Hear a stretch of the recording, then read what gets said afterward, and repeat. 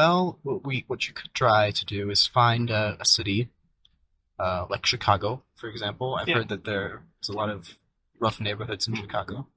Um, if you gave them access to mental health services and support for the homeless and impoverished, Yeah. would you see a reduction in encourage public works and things like that? Would you see a reduction?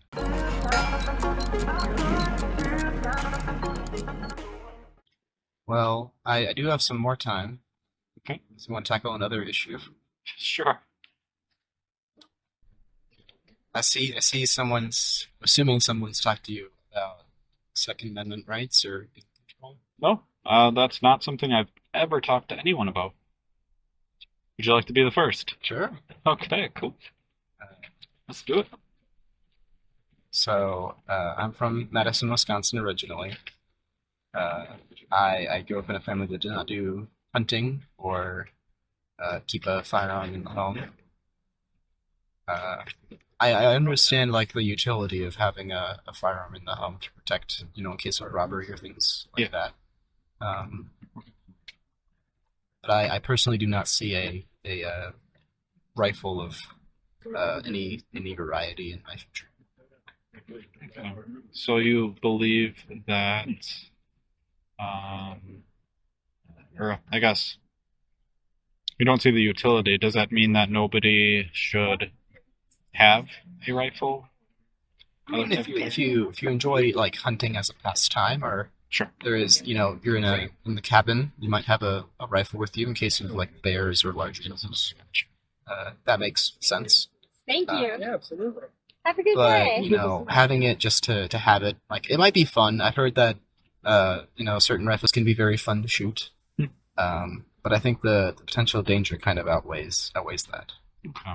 Gotcha. So you have to have a reason to have the gun? Not necessarily. Most guns that are used in crimes are stolen. Ghost guns, it's where like they make the parts themselves, Yeah. so they don't have like a number on them.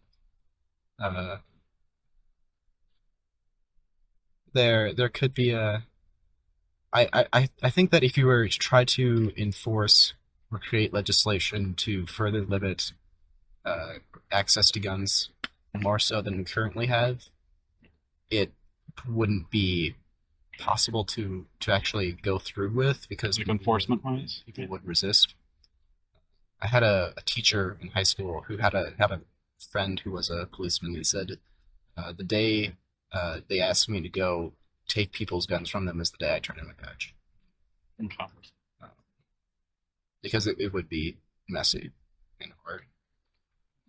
I think that I don't think necessarily gun violence is a problem with gun control laws. It might be, but I think if you were to better provide for mental health services and social kind of like support for people who are in poverty, you would see a lot less of it Okay. because desperate people are more likely to commit crimes. Gotcha. And How confident are you that that would significantly reduce gun violence? it's based on my understanding of what motivates people to commit crimes, and a lot of the cases where you hear like school shootings or shootings in different public places, it's a mental health thing. It's not even like an ideology. It sometimes is connected to like certain religious beliefs or things like that, but generally like a break in their psyche where they're just in a state where they shouldn't have Would- guns and be would around people. Are you considering that a mental health? Yeah. Okay, gotcha. Okay. Could you be mistaken about that? Yeah, Okay. could be wrong. How could you find out if you were wrong? Well, I'm sure there are reports in like the CDC about, different mental conditions that cause potential violence or, like what the psychology is of school shooters. I'm sure people have studied it like after Yeah. they've happened. We know that a lot of them are gamers. Apparently, that's like a big media thing to try to control. Is that games are to blame for violence? Okay. I take it you haven't read any of that material, those studies yet? I haven't, but I'm sure I could find them if I needed to. Okay. I guess how confident are you that mental health services, poverty, relates to gun violence? Before reading, like as of right now, how confident are you? I'm fairly confident because uh, it just goes like to a very basic like understanding of needs, like shelter, food, water, air. Kind of there's a hierarchy of needs that need to be met, and then once you get to one, you kind of move on to addressing the next. And then once all of your needs are met, you kind of experience less stress, anxiety, and more able to develop. And that's kind of how people went from hunter-gatherer societies to civilizations. Is once their needs were met with agriculture, they could focus on other things and developed into nations. I think what you're saying makes a lot of sense. However, I guess you have this method that might,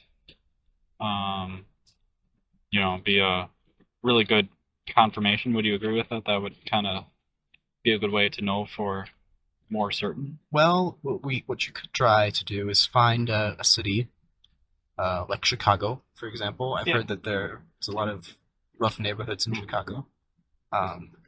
If you gave them access to mental health services and support for the homeless and impoverished, would you see a reduction in encourage public works and things like that? Would you see a reduction? So kind of a real life test. Yeah, I see. and then potentially roll those initiatives out. Yeah, cover all places. Okay. Yeah. It might work. It might not work for all of them. There might be stigmas around going to mental health services or people refusing like handouts kind of situation, and so it might be ineffective in certain areas. But I think it would reduce it. Like just because people could have access to them, it might reduce it in the future. Yeah. Okay. And based on the results of what would happen with this, I imagine you might adjust, be more confident or less confident depending on how it goes. I mean, preferably you don't want to test it in just like one city, right? One state. You want to have a few different like. You want to have more data. And one city might just be different. Yeah. Like you study, violence in Chicago for 5 years, and you introduce to have a control group to measure against, and you introduce these initiatives and see how the numbers change, if the numbers change. Okay. I think I'll probably just leave it at that. I know Matt wants to get out of here, it looks like. But you got any questions for me before we go our ways? So do you just do YouTube interviews and then post them on your channel? Usually. Okay. I don't really do any crazy editing. Usually I'll put a little teaser at the beginning, and then a little intro, and then the whole thing just plays through it. Okay. I'm not going to edit it in a way that makes you look silly or anything. Well, will my name be in the video? If you want it to be. I'll hold off. Okay. Let me make a note of that. I'll page. Actually, I'm saying it right now on the audio, so I should be able to remember, but I'm write down anyways. Okay. I don't want people coming after me if they find those. Gotcha. Yeah, I can remove that. Not a problem. Okay. All right. Did you grab a puzzle piece the first time around? Yes, I did. You did. You want another one? Where? What color did you take the first time around? I took blue.